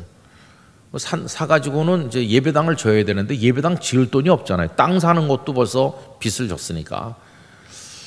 그리고 예배당을 뭐 앉을 수는 없으니까 땅을 또 저당 잡혀가지고 하여튼 뭐 져보자 이렇게 해가지고 이제 은행이랑 이렇게 해가지고 협상을 하면서 설계도 맡겨가지고 설계가 진행이 되는데 제 마음이 불편하더라고요. 분명히 기도는 몇 년 동안 1000평 달라고 했는데 왜 450평으로 만족하지? 기도한 거랑 현실이랑 다르잖아요. 그래서 그 부동산 하는 집사님이 기도를 많이 하는 분이었어요. 나중에 장로님 되셨는데, 집사님하고 저랑 둘이는 계속 1000평 달라고 기도합시다. 우리 둘이는 기도를 계속하고 저 흥분한 성도들은 설계하라고 그러고 우리는 기도합시다. 계속 기도했죠. 근데 설계가 한 반쯤 진행된 상황에서 이제 우리가 산 땅이랑 붙어 있는 땅, 그건 두부 공장입니다. 두부 공장. 두부 공장이 부산에 여러 군데 있어요. 그 회사 두부 공장이. 근데 회사에 내분이 생겨서 공장 하나를 급히 처분해야 되는 상황이 왔대요. 그래가지고 그거를 처분하기로 결심하고 우리한테 혹시 사지 않겠냐 이렇게 연락이 온 거예요. 그래서 얼마나 기쁘던지요. 그러면서 자기들이 싸게 판다는 거예요. 시가보다 싸게 판다. 그래가지고 장로님들을 오시도록 해가지고 이거 두부 공장 판다는데 건축하지 말고 건물 질 돈으로 땅을 삽시다. 그러니까 장로님들이 설계를 하고 있는데요. 오늘 설계만 해놓고 짓지 말고 땅을 먼저 삽시다. 그래요. 근데 그 땅이 538평이더라고요. 538평을 우여곡절 끝에 또 순전히 빚으로 샀어요. 그러니까 450에다 538을 더하니까 1000평에서 12평이 모자라죠. 거의 1000평 됐잖아요.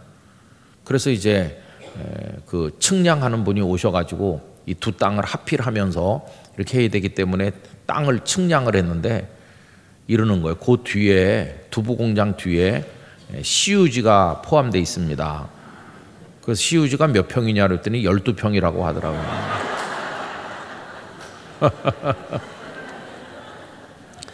그래서 그 12평을 우리가 시청에다 말해가지고 불화를 받았어요. 그러니까 딱 1000평이에요.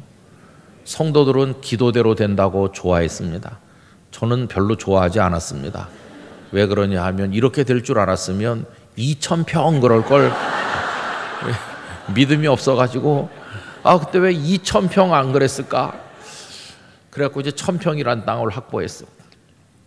두부 공장이 지은 지가 한 50년도 넘은 콘크리트 건물인데 층고가 굉장히 높아요. 층고가 보통 건물 2층쯤 돼요. 1층 하나가. 그런 게 2층이 있거든요. 그러니까 보통 건물 4층 높이쯤 돼요. 이거를 가운데 이렇게 스라브를 쳐가지고 2층으로 만들고 그 다음에 아래층을 개조해가지고 본당으로 만들면 의자 갖다 놓고 그냥 뭐 예배 한 10년 들이다가 성도가 좀 늘어나면 그때 가서 예배당 지읍시다. 이렇게 했어요. 그랬더니 성도들이 아니 설계도 하는데 내친 김에 지읍시다. 돈 있어야 짓죠. 그래도 성도들이 믿음에 눈이 멀면 겁이 없어집니다. 그래갖고 내친 김에 짓자는 거예요. 이미 빚이 많은데 건물까지 어떻게 짓습니까? 근데 뭐 하여튼 우리가 어린이집을 한다고 해가지고 정부에 요청해서 어린이집 융자도 받고 있는 빚 없는 빚 다 끌어모아가지고 하여튼 건축을 하게 됐어요. 그래서 이제 드디어 그 교회가 빚 가운데로 걸어가는 교회가 됐는데 이게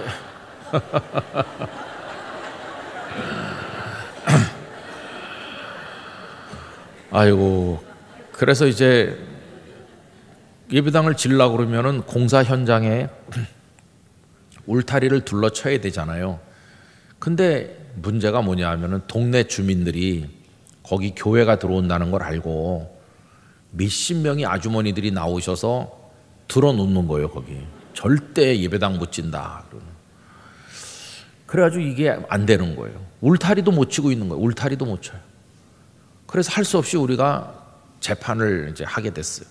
우리 땅이고 우리가 합법적으로 건축 허가를 다 구청에서 받아가지고 합법적으로 하는데 동네 주민이 못 짓게 하는 거, 이건 자유민주주의 국가에서 있을 수가 없는 일이다. 그래서 재판을 1년 넘게 해가지고 우리가 승소를 했어요.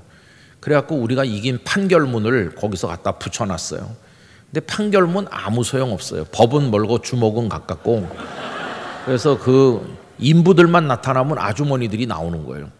아파트에서 이렇게 보고 있다가 인부들이 나타나면 아주머니들이 더 먼저 나오니까 그래가지고 공사를 못하고 시간이 지연되는 거예요. 그때 빨리 지었어야 되는데 그렇게 1년 넘게 2년 가까이 공사가 중단돼 있으니까 착공 예배도 못 드리고 중단해 있는 거죠. 시간이 흐르는 거죠. 안타깝게. 우린 은행 이자를 계속 내야 되는 거고. 근데 이제 그 경찰서 형사과장님이 찾아오셨어요. 목사님 왜 교회 안 짓습니까? 아니 다 아시잖아요. 그랬더니 오늘 그래서 제가 왔습니다. 뭐 도와주시려고. 예. 어떻게 도와줄 건데요? 목사님 제가 전투 경찰을 한 100명 이상 보내드리겠습니다. 아니 전투 경찰을 보내준다고 찾아오셨더라고요. 그러면 불상사가 일어나잖아요. 그랬더니 목사님 제가 부탁하러 온 거는 불상사가 일어나야 전투경찰이 출동할 명분이 생깁니다. 그러니까 불상사를 일으켜 달래요. 저보고. 불상사가 어떻게 일어납니까? 그러니까. 참 우리나라 경찰 재밌어요. 목사님 교인들을 뒀다 어디다 씁니까? 그래서 그게 무슨 말이었더니 동네 아주머니들이 나와서 막 들어눕고 그러거들랑 교인들을 많이 동원하라고. 그 교인들이 나와가지고 동네 아주머니들을 거기서 이렇게 끌어내라는 거예요. 그러면은 이게 육탄전이 벌어질 거 아니에요. 그럼 그게 불상사가 벌어지는 거. 동네 아주머니들을 하고 교인들하고 이렇게 충돌한다 그러면은 우리가 이제 그걸 불상사를 막기 위해서 전투 경찰이 출동할 수 있습니다. 그냥은 출동 못한대. 그래서 제가 이제 원래 금요 권찰에 모이는 금요일 날 이제 비상 연락망으로 연락을 했어. 오늘은 권찰회가 없고 투쟁이 있습니다. 그러니까 오늘은 성경 찬송 가지고 올 필요 없고 예쁘게 맵시 내고 치마 입고 오지 말고 질긴 청바지 입고 싸울 준비 단단히 해가지고 교회로 모이시기 바랍니다. 그래가지고 이제 그 현장에 갔어요. 갔더니 아니나 다를까 동네 아주머니들이 막 그 다음부터는 막 서로 밀치고 막 우리 예배당 짓는데 왜 못 짓게 하냐 뭐 그러면서 아휴.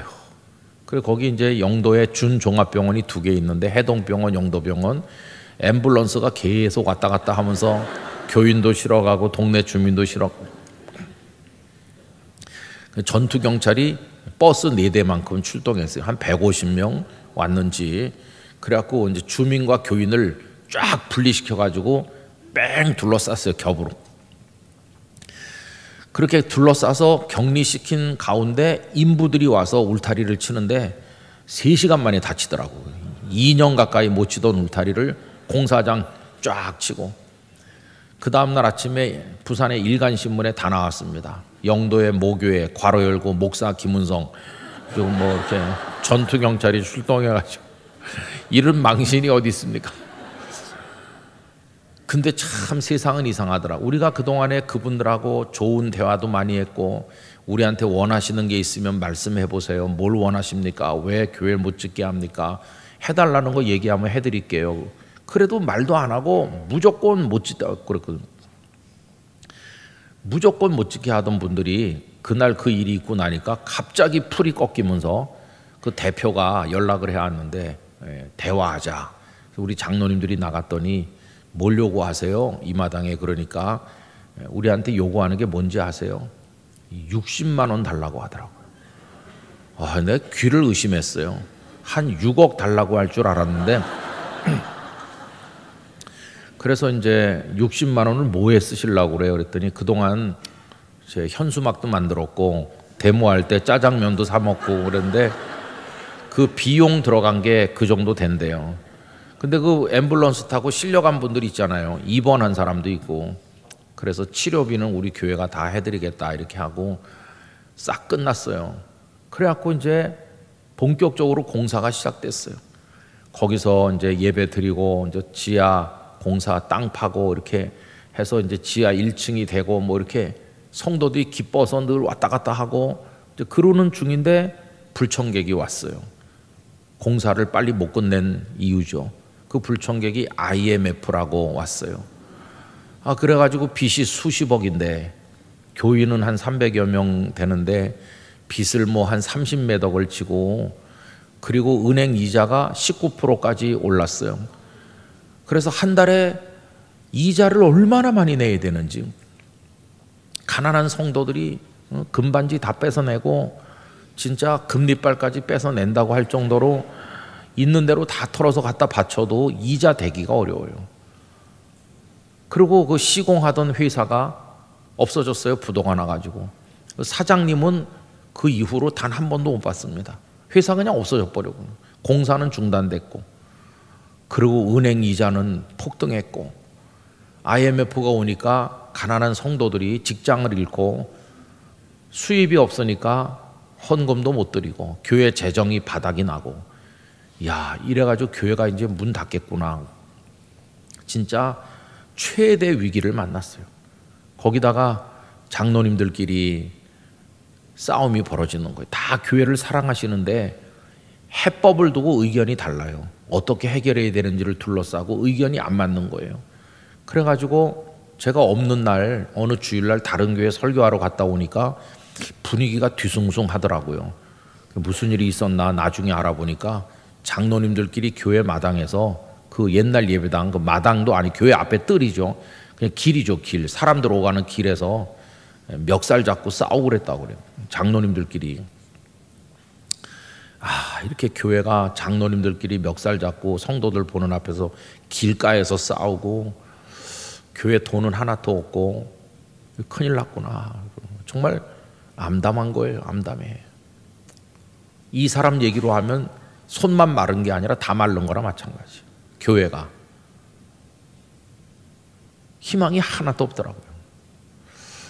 그리고 어떤 장로님이 만나자고 그래서 나가서 어느 호텔 커피숍에서 만났더니 저보다 10살 이상 많은 장로님이 막 흐느껴 울더니 사람들도 많은 커피숍에서 울더니 뭘 꺼내주는 거예요.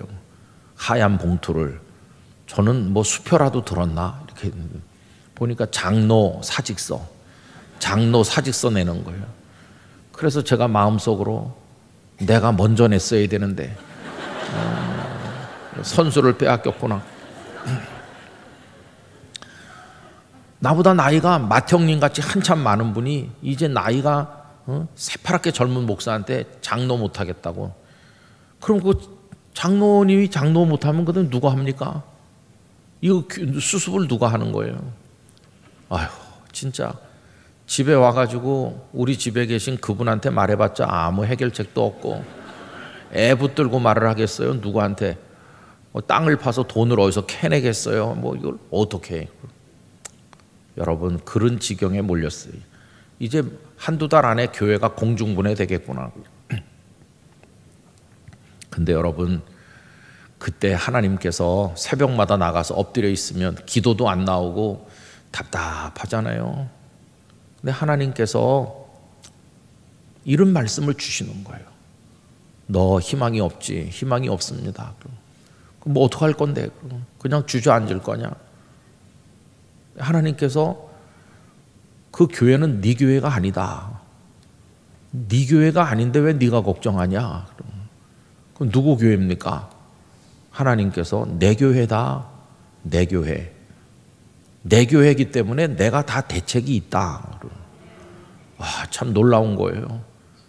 그 전에는 목사가 교회를 뭘 해야 된다고 생각했어. 그리고 담임 목사가 뭘 해야지 이렇게 생각했는데 그게 어리석은 착각이라는 걸 알게 돼서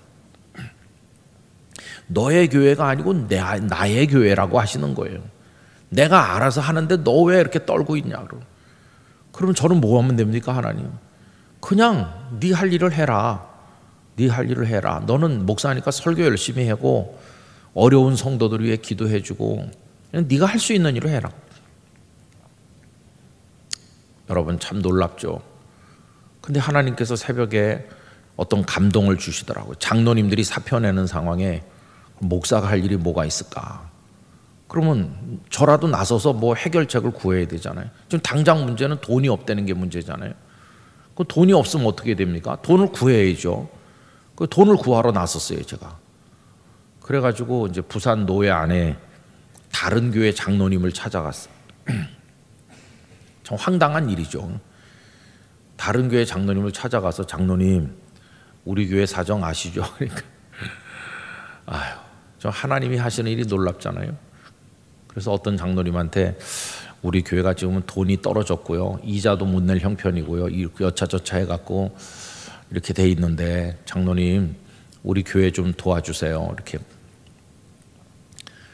근데 형제간에도 돈을 주고받는 게 어려운데 그 다른 교회 장로님이 제 얘기를 듣더니 목사님 교회 얘기 잘 알고 있습니다. 어려운 것도 알고. 그러면서 즉석에서 2억을 주더라고요. 2억을 그 직원 불러가지고 은행에서 이 교회로 돈 보내주라고. 아유, 뭐 차용증도 없어요. 그러면서 목사님 이거 뭐 교회가 나중에 갚으면 갚고 못 갚아도 괜찮습니다. 내가 목사님 보고 하나님 앞에 그냥 헌금하는 마음으로 빌려드리는 겁니다. 이게 꿈인가 생신가. 벌써 머릿속에 계산이 팍 돌아가면서 2억이면 이자 몇 달치는 되겠다. 몇 달은 버틸 수 있겠다. 이게 계산이 나오잖아요. 그러는 동안에 빨리 어떻게 해서 공사를 조금만 하면 어린이집 융자가 나라로부터 나올 거고 우선 철근을 살 수 있고 시멘트를 살 수 있고 뭐 그러다 보면 어떻게 되지 않겠나? 그런. 근데 2억 가지고는 불안하잖아요. 그래서 또 다른 교회 장로님을 찾아갔죠. 그래갖고 똑같이 또 얘기를 했어요. 그랬더니 그 장로님은요 6억을 주셨어요. 6억. 아유, 참 지금 생각해도 믿어지질 않아요. 나이 40도 안 된 목사 뭘 보고 돈을 2억을 주고 6억을 주겠습니까? 근데 그 장로님들이 저를 끔찍이 사랑해 주셨어요. 젊은 목사가 기가 꺾일까 봐 불쌍히 여기는 마음으로. 아직도 그 장로님들은 저에게 연락을 하시고 저를 참 귀하게 여겨주십니다. 그래서 우리 교회가 급한 불을 끈 다음에 제일 먼저 그 돈부터 갚아드렸어요. 정말 고마운 분들이죠. 그 과정을 통해서 제가 알았어요. 하나님이 하실 거구나. 그걸 알았어요. 여러분 주님이 다 하십니다. 주님이. 그래가지고 예배당을 다 짓고 헌당은 못했지만 입당 예배도 드렸고 빚은 있지만 성도들이 기쁨으로 그 제일 어렵던 그 한 해, 제일 어려웠던 그 한 해 동안에요 기적이 일어났어요. 그 한 300명 정도 모였었는데 그 해 연초에 그 성도들이 다 실직자가 돼가지고 헌금도 못 바치고 빚을 그 이자를 못 갚아서 고전하면서 공사가 중단되고 멱살 잡고 싸우고 그런 교회는 금방 없어질 것 같잖아요. 근데 주님께서 내가 한다 이렇게 하셨는데 연말에 가보니까 성도가 거의 500명이 됐더라고요. 단 한 해 동안. 그리고 그 이듬해부터 성도들을 많이 보내주셨어요. 1년에 1000명 넘게 등록을 했습니다. 어디서 오는지 잘 모르겠어. 저 교회가 비 가운데로 걸어간대더라. 그래갖고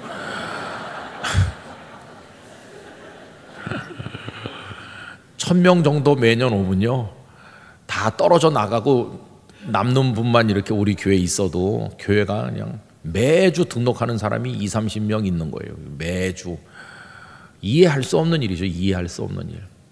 그 목사가 그 목사고 뭐 똑같은데 예배당 짓기 전에도 저는 대머리였고 지은 다음에도 대머리고 똑같은데 하나도 달라진 거 없어요. 그 장로님들 다 똑같은 그 장로님이고 똑같은데 어디서 오는지 잘 모르겠더라고요. 그래서 그 고비를 넘겼어요. 저는 그런 체험을 많이 했습니다. 이번에 시간이 없어서 다 얘기를 못했지만 뭐 그보다 더 어려운 경험들이 우리 집안에 많았어요. 저희 가정에. 우리 아이들 질병을 통해서도 그런 것도 있고요. 근데 분명한 것은 주님은 우리에게 마지막으로 요구하는 게 뭐냐 하면 믿음으로 나가기를 원하신다는 거예요. 믿음으로. 여러분 거기 목숨을 걸듯이 주님을 믿으셔야 돼요. 손을 쭉 내밀어 보시기 바랍니다.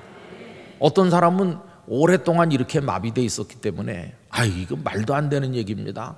내가 하루 이틀 이렇게 있는 게 아닙니다. 벌써 10년째 이 말라 있는 겁니다. 될 얘기를 하세요. 이렇게 자꾸 자기 얘기를 늘어나요. 근데 믿음이 뭡니까? 믿음은 나를 보는 게 아니라 주님을 보는 것이고 주님의 전능하심을 바라보는 것이에요.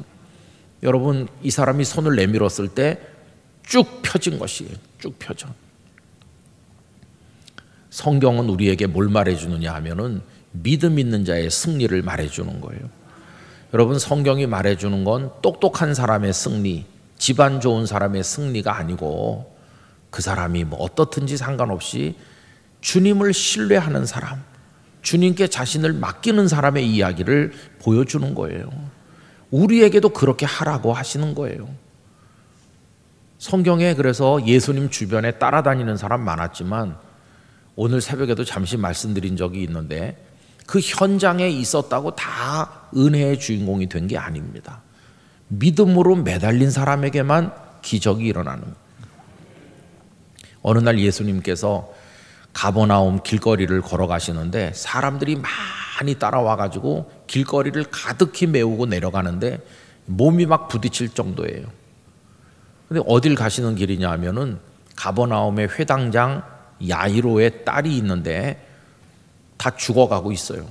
그래서 야이로가 예수님께 와가지고 우리 딸 좀 살려주세요.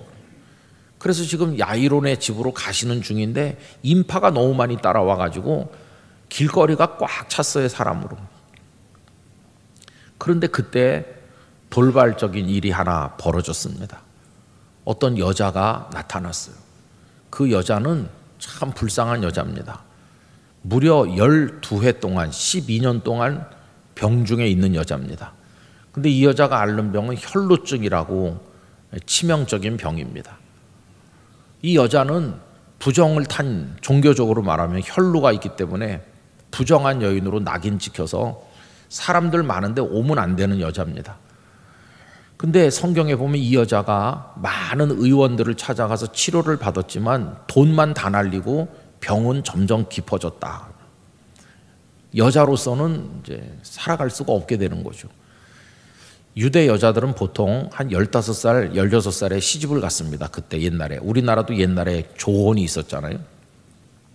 그러니까 이 여자가 몇 살인지 이름이 뭔지 아무것도 알 수 없어요. 근데 이 여자가 하여튼 거기 등장한 겁니다. 만약에 이 여성도 한 15살에 시집을 갔다면 지금 이 여자가 한 25살 된 여자라면 어떤 계산이 나올까요? 아마 시집 가서 결혼 생활 제대로 못했을 거예요. 근데 12해를 앓았다는 거 보면은 시집 가기 전에는 건강했겠죠. 그러면 시집 가서 몇 년 있다가 아팠다면 이 여자가 한 30살 됐을지도 모르겠어요. 어쨌든 남편하고도 이게 버림받았을 가능성이 많고 불쌍한 여자죠. 집 바깥에 나가기가 두렵고 그 혈루가 있으니까. 근데 이 여자는 그 유출 증세로 괴로워하던 어느 날 예수님 소식을 듣게 된 거죠. 예수님이 나병 환자도 고치시고 중풍병자도 고치시고 그런다는데 그분이 지금 가버나움에 오셨다는데 그러면서 이 여자가 나온 거예요. 그 여자는 많은 사람들이 눈에 들어오지 않고 저기 가고 계시는 그 예수님의 모습만 보이는 거예요. 마음속에 무슨 생각이 있냐 하면은 내가 가서 저분의 이 옷자락만 살짝 만져도 내가 나을 텐데. 여러분 이건 정말 파격적 생각입니다. 옷자락만 만져도 내가 나을 것이다. 그런 기대를 가지고 사람들이 그렇게 많은데 막 비집고 사람들 틈새를 비집고 들어가서 예수님 등 뒤에 가가지고 예수님의 옷자락에다가 손을 딱 대는 순간 주님의 능력이 그 여인을 깨끗하게 낫게 했어요. 걸어가시던 예수님이 멈춰 서셨어요. 멈춰 서시고는 누가 내 몸에 손을 댔느냐 이렇게 물으셨어요. 그랬더니 제자들이 하는 말이, 이렇게 사람들이 많이 애워싸고 걸어가면서 서로 밀고 그러는데 누가 와서 이렇게 부딪히는 게 지금 당연하지, 누가 손을 댔냐고 묻는 게 이상하지 않습니까? 하는 식으로 제자들이 오히려 되물었어요. 그랬더니 예수님은 다 알고 계신 거예요. 이미 그 여인이 그 집에서 괴로워하는 것도 아셨고 그 여인이 등 뒤로 다가오고 계시는 것도 다 아셨을 거예요. 예수님은 오히려 마음속으로 이렇게 말씀하셨을 거예요. 내 사랑하는 딸아, 빨리 나와라. 내게로 가까이 와라. 네 생각대로 내 옷에만 손을 대도 나는 너를 고쳐주겠다. 빨리 가까이 와라. 그 여인이 손을 댈 때 주님이 치료해 주신 거예요. 근데 예수님은 왜 다 아시면서 누가 내 몸에 손을 댔느냐고 왜 물으셨을까요? 다 아시면서. 그거는 등 뒤에 있는 그 여인을 당신 앞으로 부르기 위해서예요. 그러니까 그 여자가 숨길 수 없다는 걸 알고 예수님 앞으로 왔어요. 뒤에 서 있던 여인을 앞에 세우시는 예수님이세요. 여러분, 우리가 사람을 대할 때 다른 사람을 가볍게 대하면은 누가 불러도 이렇게 대충 보고 말아요. 그러나 상대방을 존중히 여기면 이렇게 정면으로 마주 보면서 얘기하잖아요. 예수님은 그 하찮은 여인을 귀하게 여기셨어요. 앞으로 불러 세우셨어요. 그러면서 그 여인을 축복하셨어요. 딸아, 네 믿음이 너를 구원하였으니 평안히 가라. 그 여인은 병만 나은 게 아니라 주님을 통해서 구원을 받은 것이 주님의 여인이 됐어요. 주님의 딸이 된 거예요. 얼마나 기뻤을까요? 이 여인은 정말 그날 기적을 체험했는데 그 여인이 뭘 통해서 기적을 체험했나요? 주님을 향해 손 내미는 거예요. 옷자락만 만져도 내 문제가 해결될 줄 믿습니다. 그 여인도 손을 내밀잖아요. 그죠? 그 여인도 손을 내밀어요. 근데 여기 이 사람 보고도 예수님은 손을 내밀라고 하시는 거예요. 여러분, 이 밤에 주님을 향해 여러분의 마음의 손을 내미시기 바랍니다. 마비된 손도 풀릴 줄 믿고 손을 내밀 때 여러분들의 기도가 이루어질 줄 믿습니다. 그 믿음으로 손을 내미는 것이에요. 믿음으로 손을 내미는. 저는 혼자서 이런 생각을 해봤어요. 그날 그 일이 있고 나서 이 여인은 어느 동네 사는 사람인지 모르겠지만은 그 가버나움에 사는 여인이었는지 딴 동네 여인이었는지 모르겠지만은 아마 계속해서 그 길거리에 자주자주 왔을 거다. 여러분, 요 밑에 와홍치 해변, 우리 여기 속초 바닷가 그 해수욕장, 거기가 2018년 한 5월 달쯤에 우리 아들이 장가 가기 전에, 그때가 이제 흩어져 있던 가족이 다 모였을 때인데 그때 쉬는 날 한번 왔었어요. 와가지고 그 바닷가에서 반바지 입고 물에 들어가서 물장난도 하고 그랬던 곳이에요. 그래서 오늘 누가 와가지고 같이 그쪽으로 걸어가면서 사진을 찍어서 우리 가족 카톡에 올렸어요. 너희들과 함께 왔던 곳이다. 옛날 생각이 나고. 그때는 다 결혼 안 한 상태였는데 이제는 결혼해가지고 미국에도 살고 뭐 울산에도 살고 그때가 참 그립다 이렇게 카톡을 보냈는데 애들 답이 응 생각나는 것 같아. 그게 다예요. 애들은 나는 그때가 그립다 그러면 자기들도 우리도 그때가 그리워 이래야 되는데 얘들은 자기들 사는데 바빠가지고 생각나는 것 같대요. 싱거운 녀석들이죠. 저만 가슴이 짠하지 자기들은 사느라고 그냥 그걸 모르는 것 같아요. 근데 저는 마음이 짠하거든요. 아, 여기 그때 다 있었다. 근데 그 여인은 어떻게 했어요? 여러 해가 지나서 예수님께서 승천해서 하늘나라로 가시고 그리고 이제 복음이 퍼져나갈 때 그 여인은 어떻게 했을까요? 아마 가끔 그 길거리에 와가지고 그 자리에 서 있었을 거예요. 사람들은 저 여자가 왜 여기 와서 서 있는지 의아하게 생각했을지 몰라요. 그러나 그 여인은 주님, 바로 이 자리입니다. 주님은 거기 서 계셨고 저는 여기 서 있었습니다. 그날 저는 주님의 딸이 됐습니다. 주님은 하늘나라에 가셨지만 저는 지금 아직 이 땅에 살고 있는데 여기서 복음의 사람으로 잘 살다가 언젠가 천국에서 다시 주님 앞에 설 것입니다. 그러면서 주님께 받은 은혜를 기억했을 겁니다.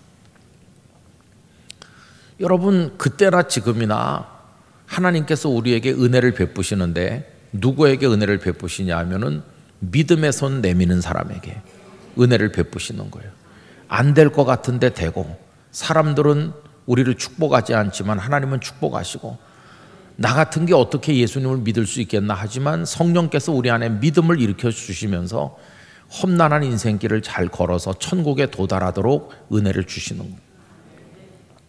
믿음의 손을 내미는 거는 목사만 하는 게 아니라 누구든지 할 수 있어요. 누구든지. 어린애도 할 수 있고 교회 처음 나오시는 분도 할 수 있고, 누구든지 주님을 향해 믿음의 손을 내밀면 우리 주님은 외면하지 않으시고 은혜와 복을 주실 것입니다. 자, 그래서 이제 이 사람이 손이 회복됐잖아요. 그럼 그 다음에가 어떻게 됐을지를 한번 상상해 보세요. 그 다음에 손이 이제 자유롭게 움직이게 다 완전히 회복된 그 다음에 서기관과 바리새인들은 어떤 반응을 보입니까? 11절에 이어서 보면 그들은 노기가 가득하여 예수를 어떻게 할까 하고 서로 의논하니라. 저 예수 우리가 걱정한 대로 안식일인데도 병을 고쳐? 이렇게 화를 확 내는 거죠. 서기관과 바리새인들은 이 손 말랐다가 회복된 사람에게 와서 축하 인사 한마디 하지 않았을 거예요. 저놈이 이러면서 째려보고 그냥 나갔을 거예요. 그러나 순박한 그 마을의 주민들은 다가와서 손 좀 만져보세. 자네 손이 펴졌구만. 우리 예수 선생님이 대단하시구만. 자네 오늘 기적을 경험했네. 축하하네. 그러면서 막 얼싸안고 축복해 줬을 거예요. 그 사람은 사람들에게 에워싸여서 눈물을 흘리면서 내 손이 이게 펴지다니, 내 인생이 이제 펴졌구나, 그러면서 기뻐 뛰고 하나님을 찬미하고, 그리고 집으로 달려가서 가족들에게 내 보세요 이 손이, 이렇게 하면서 그날 일어났던 일을 평생 만나는 사람들에게 말했을 거예요. 평생 만나는 사람들에게 내 손이 원래는 이렇게 됐었는데요 하면서. 여러분, 주님의 은혜를 받은 사람은 그 다음에 뭘 할까요? 간증합니다. 간증. 예수님의 이야기를 간증하고 또 모르는 사람에게 말해줌으로 전도하는 거예요. 당신도 예수님을 만나보세요. 이렇게 하는 거예요. 우리 석조중앙교회 성도들이 은혜를 받으시고 그 다음에 하실 일이 바로 그겁니다. 간증하고 복음을 전도하시기를 바랍니다. 주님의 받은 은혜를 이야기하시기 바랍니다. 그게 너무도 중요한 것이에요. 그리고 이제 이 손이 펴졌으니까 옛날처럼 가만히 있으면 안 돼요. 이제 이 손으로 뭐든지 할 수 있어요. 이제는 더 이상 가난하지 않아요. 일할 수 있게 됐으니까 이 손으로 열심히 일해야 되는 거예요. 여러분, 은혜를 받았으면 은혜 이후에 응답을 해야 됩니다. 그 손을 활용해야 되는 것이에요. 열심히 해야 되는 거죠. 제가 어쩌녁에 제 얘기를 하면서 얼굴이 이렇게 돌아가 가지고 말을 제대로 할 수 없다고 그랬잖아요. 근데 하나님께서 저를 낫게 하시면서 또박또박 말할 수 있게 하셨잖아요. 그래서 저는 설교할 때 그런 생각을 가끔 해요. 옛날 같으면 내가 어떻게 설교를 했겠어. 그런데 하나님께서 똑바로 말할 수 있게 하셨으니 내가 열심히 복음을 말해야지. 그런 생각이, 이 입을 사용하는 거예요. 입을 말할 수 있게 됐으니까 경건하게 사용해야 되는 거죠. 그래서 이 입을 도구로 삼아서 하나님 찬송하고 설교를 전하고 그러는 거죠. 여러분, 이 사람은 손이 펴졌으니까 이 손으로 많은 일을 하는 것이, 그걸 활용해서 하나님께 영광을 돌리는 것이죠. 여러분, 가난하시던 분이 하나님의 은혜 가운데 기적을 경험하고 부도났던 사업이 회복이 되고 돈을 많이 벌게 되셨걸랑 그 돈을 가지고 주님을 영화롭게 하시기 바랍니다. 어려운 사람 많이 도와주시기 바랍니다. 복음을 위해서 사용하시기를 바랍니다. 은혜를 받았으면 응답을 해야 되는 것이. 여러분, 이 사람이 그 손으로 어떻게 살았을지 참 궁금해요. 이어령 교수님은 레오나르도 다빈치의 최후의 만찬이라는 그림이 있잖아요. 그 그림을 자세히 보면서 이런 재미난 얘기를 했습니다. 예수님의 손을 받느냐는 거예요. 레오나르도 다빈치의 최후의 만찬이란 그림에서 예수님의 손을 보면, 저도 자세히 보질 않아 잘 모르겠는데, 한 손은 주먹을 쥐고 계시고 한 손은 이렇게 펴고 계시다는 거예요. 근데 왼손은 이렇게 펴고 계십니다. 실제로 그 그림을 보면 우리가 대개 보면은 실물을 본 게 아니라 뭐 이렇게 조그만 걸 보니까 잘 모르겠는데 이렇게 손을 펴고 계시고 오른손은 이렇게. 그래서 예수님은 둘 다 펴거나 둘 다 움켜쥐지 않으셨다. 그러면서 이렇게 설명해요. 그분은 주먹을 쥔 손은 이거는 투쟁의 손이라는 거예요. 거짓과 맞서고 불의와 맞서고 비진리와 맞서서 응징하시고 투쟁하시겠다는 의지를 나타낸 거다. 그분은 그렇게 해석하더라고요. 그 다음에 이 손을 편 거는 그런 사람들까지라도 받아주고 용서해주고 베풀어주는 포용과 용서와 사랑의 손이라고. 그래서 이 두 손을 이렇게 하신 거라고 이어령 교수님은 그렇게 설명하는데 아주 설명이 그럴듯하더라고요. 여러분, 이 손으로 할 수 있는 게 많이 있습니다. 이 손으로 남을 때릴 수도 있지만 남을 쓰다듬어 줄 수도 있고, 손으로 열심히 일할 수도 있고, 그걸로 소득을 거둘 수도 있고, 그 거둔 소득을 남한테 나눠줄 수도 있고, 모아서 기도할 수도 있고, 이 손이 복을 받으면 나중에 하늘나라에 갔을 때는 하나님 주시는 상급을 받게 될 줄 믿습니다. 이 손이 회복된다는 건 상징성이 많아요. 이 사람이 오른손 마른 게 펴진 건데 이걸 영적으로 상징적으로 얘기해 보면 일하지 않던 사람이 일하게 되는 겁니다. 여러분, 주님의 일을 많이 하시기 바라요. 마비돼서 못하는 거 얼마나 안타깝습니까? 건강 주셔서 주님의 교회를 위해 일할 수 있을 때 열심히 하시기 바랍니다. 이 손을 모으면 기도의 손이 되는 거니까 두 손 모아 하나님 앞에 열심히 기도하시기를 바랍니다. 이 손은 쓰러져 있는 사람을 이렇게 붙들어 일으킬 수 있는 손이니까 이 손에 힘이 빠지기 전에 연약한 사람들을 많이 일으켜 세워주시기를 바랍니다. 이 손으로 남을 격려할 수 있으니까 힘들죠 그러면서 어깨 한번 쳐주고, 힘내라 그러면서 어린아이 머리도 쓰다듬어주고 축복해주고, 이 손은 아름답게 쓰여줄 수 있습니다. 그리고 이 손으로 많은 수확도 거둘 수 있어요. 여러분의 두 손이 축복의 손이 되길 바랍니다. 그래서 이 손으로 많은 열매를 맺으시길 바랍니다. 그리고 마지막으로 이 손은요, 뭘 닮아야 될까요? 예수님의 손을 닮아야 되는 거죠. 예수님은 그 손에 못이 박혔어요. 우리 손에도 못이 박히기를 원하는 소원을 가지고 이 두 손을 활용해야 되는 거죠. 이 손으로 죄 짓고 이 손으로 남을 때리고 그러는 게 아니라, 아시시의 프란시스는 성흔이 생기기를 소망했습니다. 예수님이 두 손과 두 발에 못자국이 있었고 옆구리에 창자국이 있었는데 나에게도 그런 흔적을 주십시오. 그렇게 그가 오랫동안 기도했는데 어느 날 어떤 동굴에 있을 때 견디기 힘든 어떤 고통을 경험하면서 떼굴떼굴 구르면서 그러다가 정신을 차렸더니 두 손과 옆구리에 성흔이, 거룩한 흔적이, 상처의 흔적이 생겼다는 거예요. 이게 아시시의 성 프란시스 전기를 읽어보면 알 수 있는 얘기죠. 그래서 여러분, 우리의 두 손이 그렇게 거룩하게 변화되기를 위해서 우리가 기도할 필요가 있어요. 저는 속초중앙교회 성도들의 두 손이 펴지시기를 축복하고 그 두 손이 복을 받기를 원합니다. 그래서 이 사람이 평생 다니면서 이제 간증거리가 있는 거 아니겠어요? 그래서 오늘 이제 이야기 한 토막이 완성되는 거죠. 여러분, 첫날 저녁부터 했던 이야기들을 한번 쭉 이렇게 떠올려 보세요. 여기 몇 절 안 되는 짧은 얘기이기 때문에 우리가 평상시 성경을 읽을 때 한 1, 2분에 그냥 쑥 읽어 내려갈 수 있어요. 깊이 생각 안 하고. 그러나 그 사람이 그런 장애가 있음에도 불구하고 거기 있었다는 게 너무나도 중요해요. 아무리 어려워도 그 자리를 여러분 꼭 지키고 거기 있기를 바랍니다. 서기관과 바리새인 같은 사람들이 장애가 되고 내가 정말 엎친 데 덮친 격으로 어려운 일이 더 중첩이 돼서 깊은 수렁에 빠지는 것 같아도 낙심하지 마시기 바랍니다. 밤이 깊으면 새벽도 가깝다고 그랬으니까 어려워도 끝까지 견디시기를 바랍니다. 하나님께서 손 내밀어 주실 것이라고 믿습니다. 그리고는 일어나라고 할 때 일어나는 용기를 가지시고 한가운데 서라고 하시는, 우리가 구석에 쪼그리고 있는 걸 원하지 않으시고 두 어깨를 펴고 살기를 원하시는 하나님의 그 바람을 따라서 여러분의 인생을 존귀하게 한가운데 이렇게 세우시기를 바랍니다.